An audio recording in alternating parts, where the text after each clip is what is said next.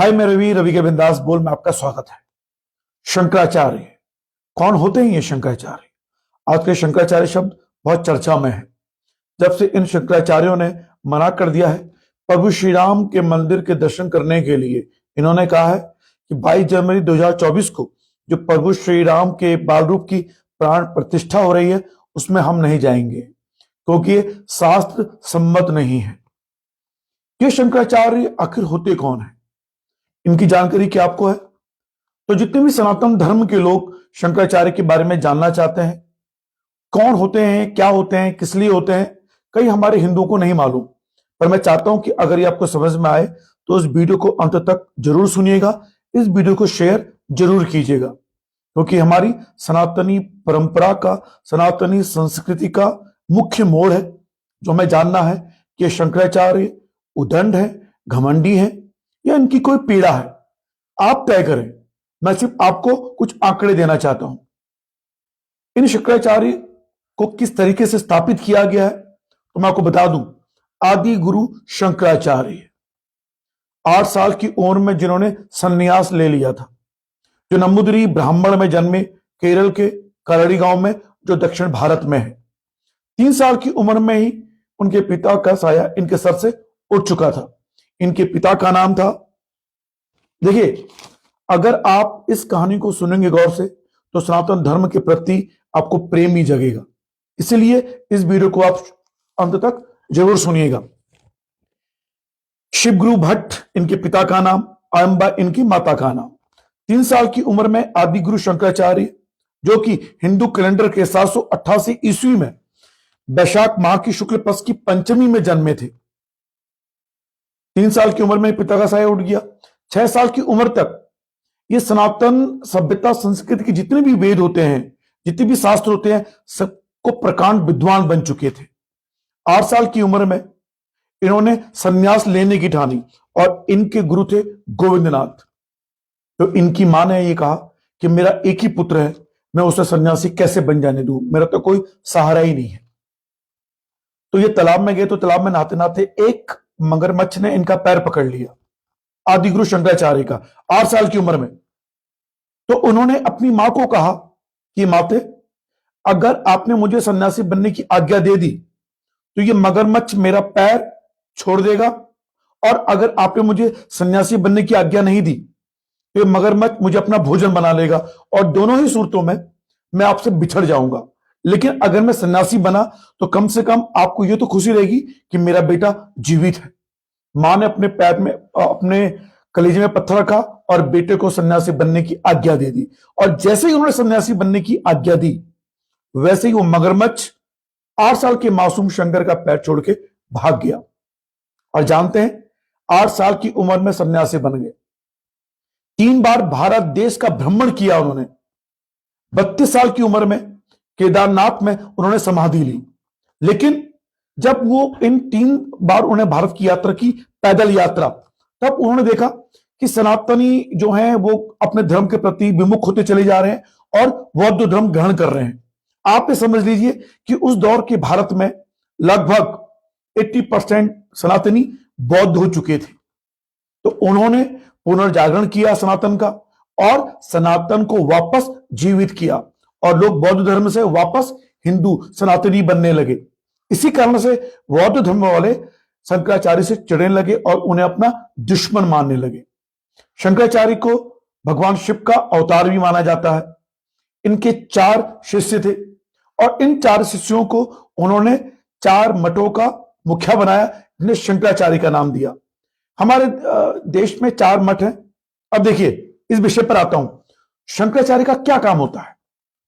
शंकराचार्य का काम होता है सनातन का प्रचार प्रसार करना, उसे जीवित रखना, उस पर आंच नहीं आने देना। लेकिन क्या ये वर्तमान में जो शंकराचार्य हैं या इससे पहले जो शंकराचार्य थे, उन्होंने आदि शंकराचार्य की उन मूल शिक्षाओं पर काम किया? ये आपसे पूछता हूं। इस बीच आजादी के बाद अगर हम बात करें तो हमारे देश में सबसे ज्यादा लाखों करोड़ों लोग हिंदू से मुसलमान बने, हिंदू से ईसाई बने। ईसाई मिशनरियों ने चुन चुन के अनुसूचित जाति जनजाति वालों को यहां क्या बनाया? ईसाई बनाया। जाकिर नायक जैसे व्यक्ति ने यहां लाखों करोड़ों हिंदुओं को मुसलमान बनाया। तभी आदि शंकराचार्य क्या कर रहे थे? तभी आदि शंकराचार्य क्या कर रहे थे? यह सवाल पूछा जाना चाहिए। अब देखिए, जब चार मठ कहां बनाए? हमारे धर्म में चार वेद होते हैं और इन चार वेदों में सामवेद, अथर्ववेद, ऋग्वेद और यजुर्वेद, और इनकी तुलना चार दिशाओं से की आदि गुरु शंकराचार्य ने। और देखिए, चार दिशाएं पूरब, पश्चिम, उत्तर, दक्षिण। तो दक्षिण दिशा का आधार माना गया यजुर्वेद को, पूर्व दिशा का आधार माना गया ऋग्वेद को, और उत्तर दिशा का आधार माना अथर्ववेद को, और पश्चिमी दिशा का आधार माना सामवेद को। तो पहले मैं बात करता हूं दक्षिण दिशा की। दक्षिण, और दक्षिण में है रामेश्वर। तो रामेश्वर में संगरी पीठ की स्थापना की, और वहां पर जिसकी तुलना उन्होंने की है यजुर्वेद से। और यहां के जो पहले शंकराचार्य थे वो थे आचार्य षोडशाचार्य। वर्तमान में जो वहां पे रामेश्वर में जो संगरी पीठ है उसके शंकराचार्य हैं भारती तीर्थ। गौर से सुनिएगा। फिर दूसरा दक्षिण। अब मैं उत्तर की बात करता हूं। उत्तर यानी उत्तराखंड। उत्तराखंड जहां पे आदि गुरु शंकराचार्य ने समाधि ली थी मात्र 32 साल की उम्र में। उन्होंने कहा था कि मेरा पैजो सिद्ध हो चुका है, अब मुझे कोई कुछ नहीं करना है, और वो आजीवन ब्रह्मचारी रहे और वो समाधि ले ली। तो जिसको जोशीमठ कहते हैं उसको नाम दिया गया ज्योतिर्मठ, और ज्योतिर्मठ के शंकराचार्य बनाए गए थे, पहले शंकराचार्य वो थे तोटकाचार्य, जो चार प्रमुख शिष्यों में एक थे आदिगुरु शंकराचार्य के। वर्तमान में जो ये केदारखंड, जब हम बात करें उत्तर दिशा में, तो उत्तर दिशा में बद्रिका आश्रम है, ज्योतिर्मठ, और इस ज्योतिर्मठ में जो नंबूदिरी ब्राह्मण जो साउथ के हैं, वो ये माना जाता है कि वो आदिगुरु शंकराचार्य के परिवार से नंबूदिरी ब्राह्मणी माने जाते हैं। और वर्तमान में जो वहां शंकराचार्य है वो है अविमुक्तेश्वरानंद, जिन्हें सागर की उपाधि भी दी गई है। और उत्तर के जो प्रतिनिधित्व करता है हमारा वेद वो है अथर्ववेद। फिर तीसरा वेद हम बात करते हैं पूरब की। पूर्व में उड़ीसा में एक पीठ है जिसे गोवर्धन पीठ कहा जाता है, जो पुरी में स्थित है। और इनके वर्तमान में जो वहां शंकराचार्य हैं वह है निश्चलानंद सरस्वती। और ऋग्वेद के साथ इस दिशा की तुलना की गई है, यानी पूर्व दिशा की। और इसके जो शंकराचार्य थे वो आदि गुरु शंकराचार्य के प्रथम शिष्य थे, और उनका नाम था पद्मपाद आचार्य। और चौथा और अंतम गुजरात। गुजरात पश्चिम दिशा में है, और पश्चिमी दिशा का जो वेद माना गया प्रतिनिधित्व वो था सामवेद। और द्वारिका पीठ मानी जाती है जो द्वारिका धाम में स्थित है। और इसके वर्तमान में जो शंकराचार्य है वह है सदानंद सरस्वती। और इनके पहले शंकराचार्य थे हस्तामलक यानी पृथ्वीधर। चार शंकराचार्य। तो इन चार शंकराचार्यों ने, जो गुजरात में है, उड़ीसा में है, बद्रिका धाम उत्तराखंड में है, और केरल के रामेश्वर में है, इन चारों शंकराचार्य ने मना कर दिया हम नहीं जाएंगे। अब इन चारों शंकराचार्य से कोई ये सवाल करे कि आजादी के बाद से जब हमारे देश में लाखों करोड़ों हिंदू ईसाई बन गए, अगर नॉर्थ ईस्ट की हम बात करें तो वहां पर लगभग 98% लोग ईसाई बन चुके हैं। कश्मीर में अधिकतर लोग मुसलमान बन चुके हैं।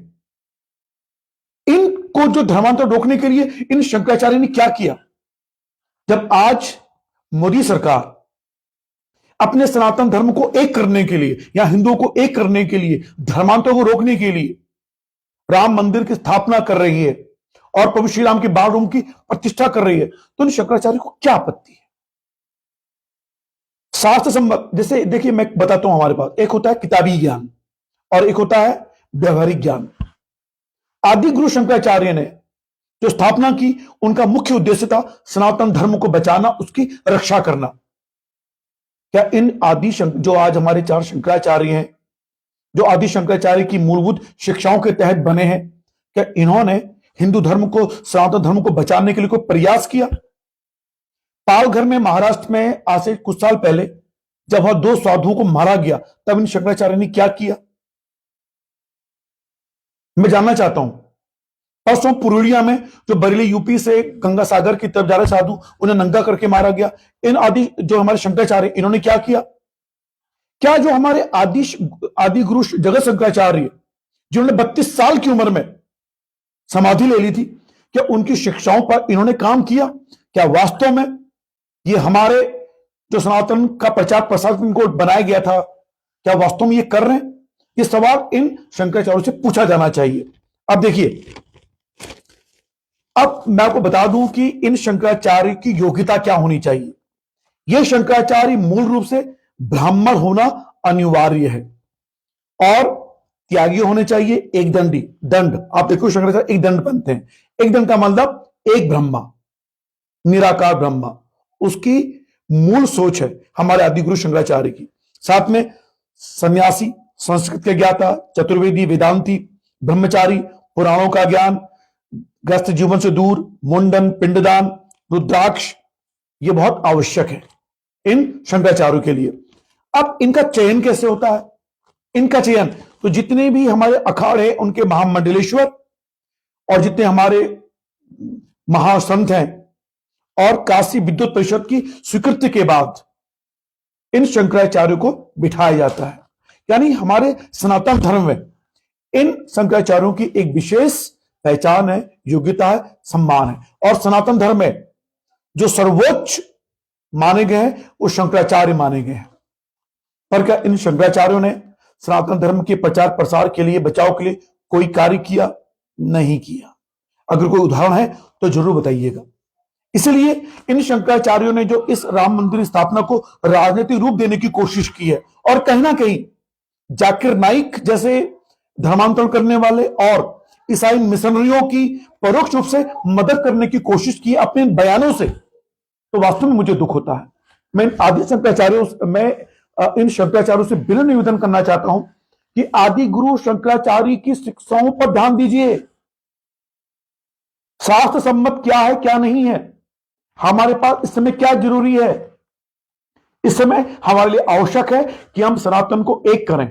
मोदी सरकार इस समय जो कर रही है वो सनातन एकता के लिए बहुत महत्वपूर्ण है। और मुझे बड़ा आश्चर्य होता है, वो लोग जो राम मंदिर के हमेशा खिलाफ रहे, जो सनातन धर्म का मजाक उड़ाते रहे, और आज वो इन शंकराचार्यों की बात का महत्व दे रहे हैं, इन शंकराचार्यों के लिए खड़े हो चुके हैं और सनातन धर्म और शास्त्रों का ज्ञान दे रहे हैं।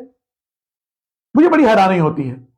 तो इन शंकराचार्यों से विनम्र निवेदन है कि आदि गुरु शंकराचार्य ने जो 32 साल की उम्र में समाधि ले ली, 8 साल की उम्र में जो सन्यासी बन गए थे, 3 बार उन्होंने पूरे भारत की पैदल यात्रा की है। इसके लिए, सनातन धर्म को बचाने के लिए। अगर सनातन धर्म नहीं होता तो हर एक व्यक्ति आज बौद्ध धर्म ग्रहण कर चुका होता। तो उसे किसने बचाया? आदि गुरु शंकराचार्य ने। तो मैं निवेदन करना चाहता हूं आदि गुरु शंकराचार्य को। तो फिलहाल जो स्थापना की गई, उम्मीद करता हूं कि रवि के बिंदास बोल में जो रिपोर्ट आप देख रहे हैं लाइव, तो हमारे कई लोग नहीं जानते शंकराचार्य के बारे में, तो बताइए उन्हें कि आदि गुरु शंकराचार्य हिंदू कैलेंडर 788 ईस्वी में बैसाख महीने के शुक्ल पक्ष की 5वीं तारीख को जन्मे, जिनके पिता शिव गुरु भट्ट और माता अयंबा थी। 3 साल की उम्र में ही उनके पिता का साया उड़ गया था सर से। 6 साल की उम्र में प्रकांड विद्वान बन गए थे। हमारी सनातनी सभ्यता संस्कृति के जितने वेद हैं, शास्त्र हैं, पुराण है, सबका ज्ञान उन्हें मिल चुका था। और 8 साल की उम्र में वो सन्यासी बन गए थे। जब उन्हें पूरा देखा, उन्हें लगा यार ये क्या हो रहा है, सनातनी तो गर्त में जा रहे हैं, सारे बौद्ध बन गए हैं। हालांकि उनको शिव का अवतारी माना जाता है, लेकिन वो वैष्णव धारणा के थे। हालांकि दर्शन शास्त्र में इनको अद्वैत कहा गया है और उनका सूत्र वाक्य है, देखिए, ब्रह्मा ही सत्य है और जगत माया, आत्मा की गति मोक्ष है। फिलहाल ये बातें शायद समझ में ना आए आप लोगों को, लेकिन मैं आपको बता देना चाहता हूं कि शंकराचार्य जो 4 हैं आज हमारे चारों पीठों के चारों दिशाओं में जो 4 वेद का प्रतिनिधित्व करते हैं। निवेदन है आपसे। फिलहाल रवि के बिंदास बोलते हैं शुक्रिया। जय उत्तराखंड, जय भारत।